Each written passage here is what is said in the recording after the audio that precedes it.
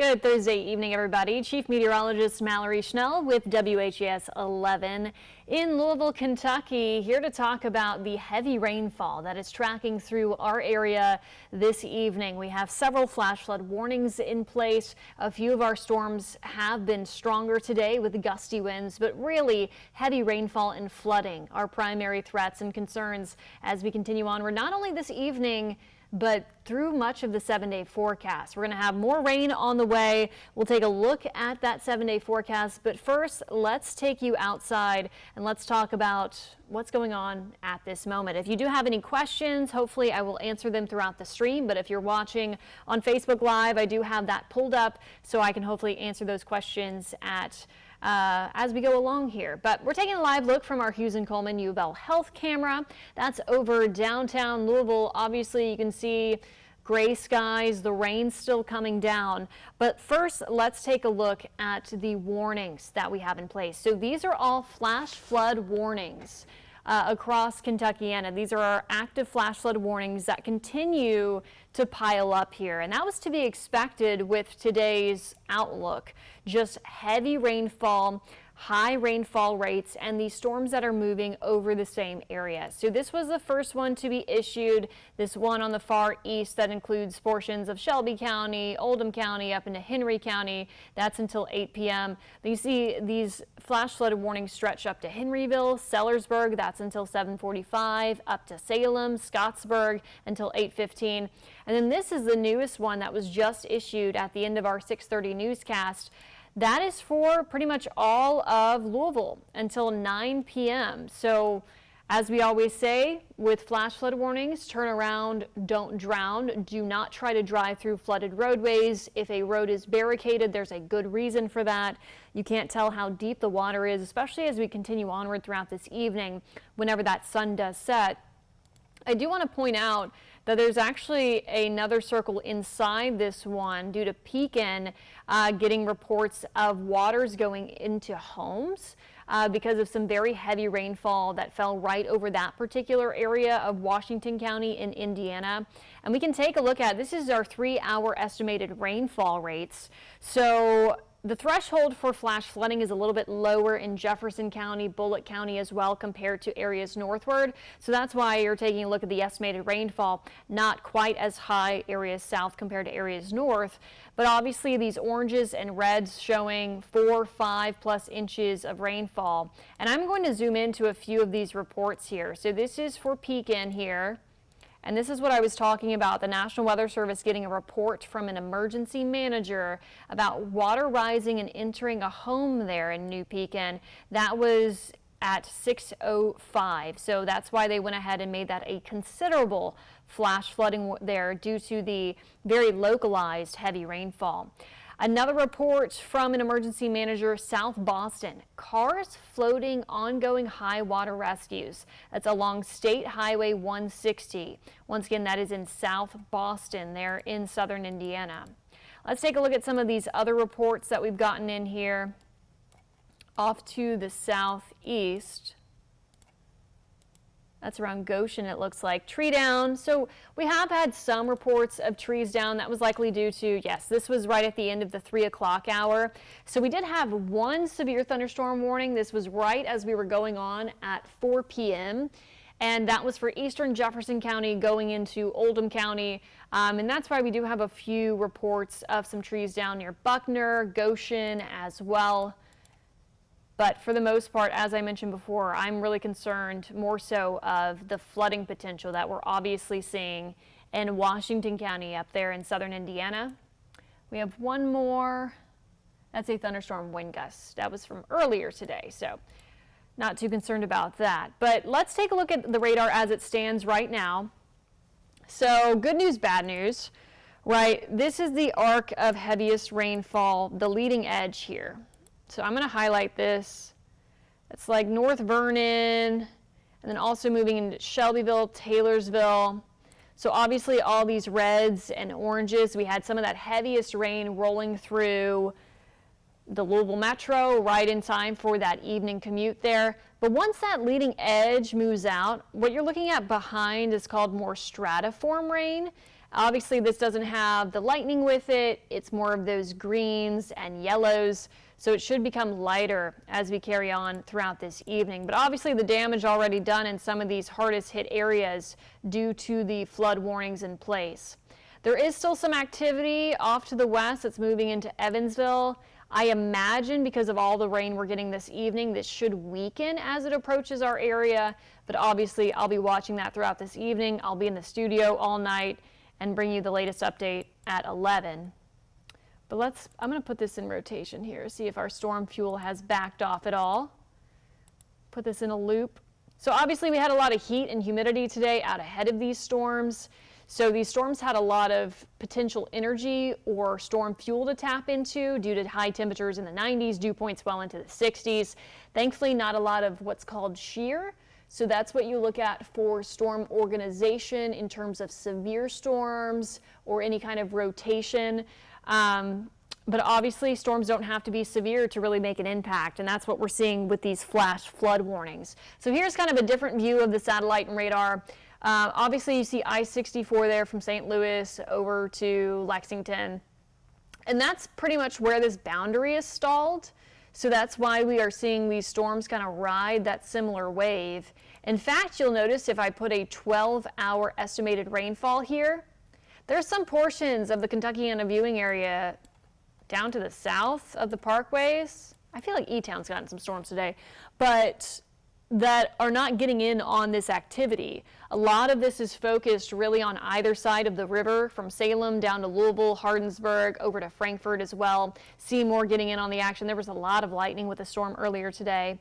And because of that, this falls in line with where the flood watch is issued until midnight tonight. So at first, Louisville wasn't included in that. Then the National Weather Service continued to inch it a little bit farther west and west. So basically along the parkways, up to the north, pretty much along on either side of that I-64 corridor, and then continuing eastward as well, eastern Kentucky into West Virginia, etc. So let's take a look at our current conditions out there. Waiting for that to live look outside over the 2nd Street Bridge. Temperatures, they're in the 70s. So obviously we've really cooled off. You can see where it's maybe a little bit milder down to the south where there hasn't been nearly as much rain. But our dew points today, we did have heat indices before the rain in the triple digits due to very high dew points. Some of these dew points stretched into the mid to upper 70s. So this is a measure of your humidity in the air, a measure of the moisture, and obviously there's a lot of moisture. That's why we're getting those heavy rainfall rates and these very, very heavy downpours across the area. And really that dew point, it's not dropping anytime soon. So if you're looking for a dip in our humidity, not through the 7-day forecast. Because of that, we do have additional rounds of rain expected. Today, definitely one of the more active days, but your excessive rainfall outlook, I know we show a lot of different outlooks. One is the Storm Prediction Center severe weather outlook that I think a lot of folks are pretty knowledgeable on. I'm actually going to pull that up for you so we can see the difference here. So this is when we are focused on, not this, one second, right here. This is when we're focused on, your severe weather threat in terms of wind, hail, or tornadoes. And obviously when it gets to be the orange or the red or the purple, that's when you're really paying attention to this. So today, all of us included in the green because of that wind risk. But as I mentioned, we only had one severe thunderstorm warning earlier this afternoon. That was right before 4 o'clock for eastern Jefferson County, and that was actually allowed to cancel early due to those winds dropping below severe limits. So that's your severe weather outlook. Once again, wind, hail, tornado threat.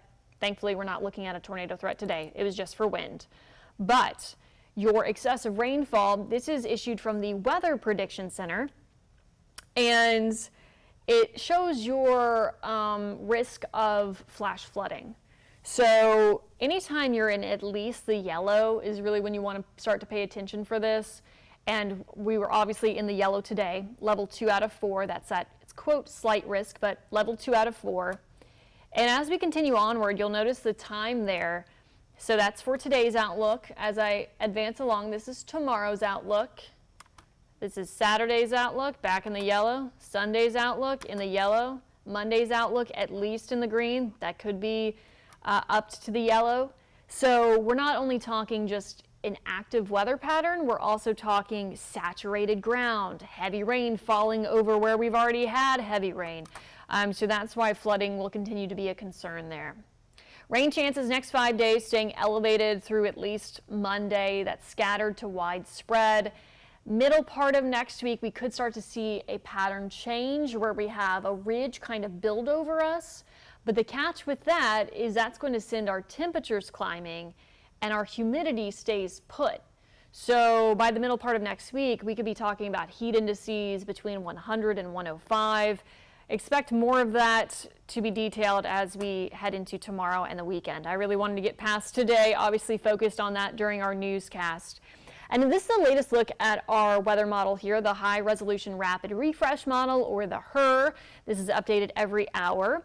So we have that complex of storms that's rolling through here. This is initializing pretty good. I will say this model tends to overdo the severity in terms of the reds and purples. It always looks a little bit nastier than what actually comes true. But this will continue to push eastward.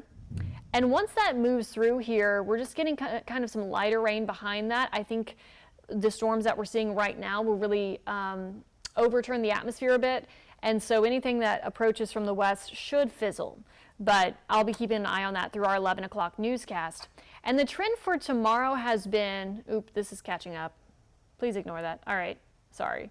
I had to switch computers here. So the trend for tomorrow has been for us to have more showers and storms. I believe, was that already yesterday? Yes, yesterday, where we had more activity in the morning and less activity in the afternoon and evening. So that could be the case again tomorrow morning. Complex of showers and storms rolling through here, and then still some activity on the radar in the afternoon and evening, but just not nearly as much, obviously, as what we're seeing today. That could be some good news for your Friday evening, Friday night plans, but obviously we're not out of the woods anytime soon, as this pattern just stays very active. So what I would say in general with these kind of patterns, you get some dry time in the morning, maybe early afternoon, but as could be the case tomorrow, is we actually have more activity in the morning, less in the afternoon and evening.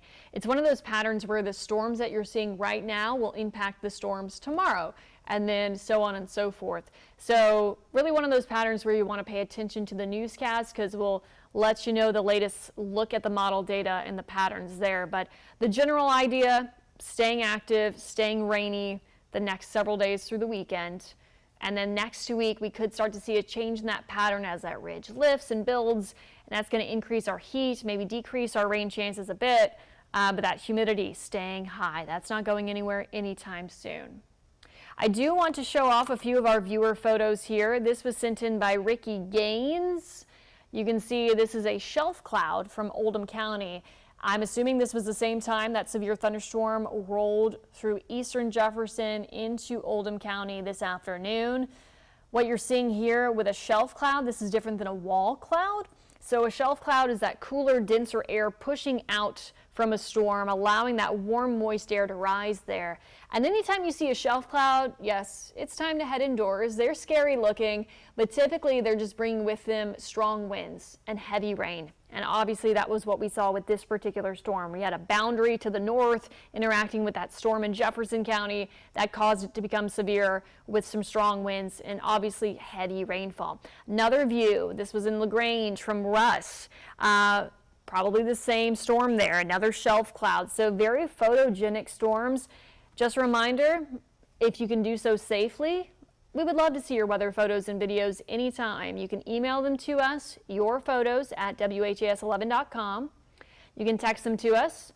We have a WHAS 11 app, and there's a Facebook group. That's where I got Russ's photo, Kentucky, Indiana Cloud Watchers. Now with that, you have to request to join. I have to approve you because we want to make sure we don't get spam in there. We want to make sure you're actually living and or from Kentucky and Indiana.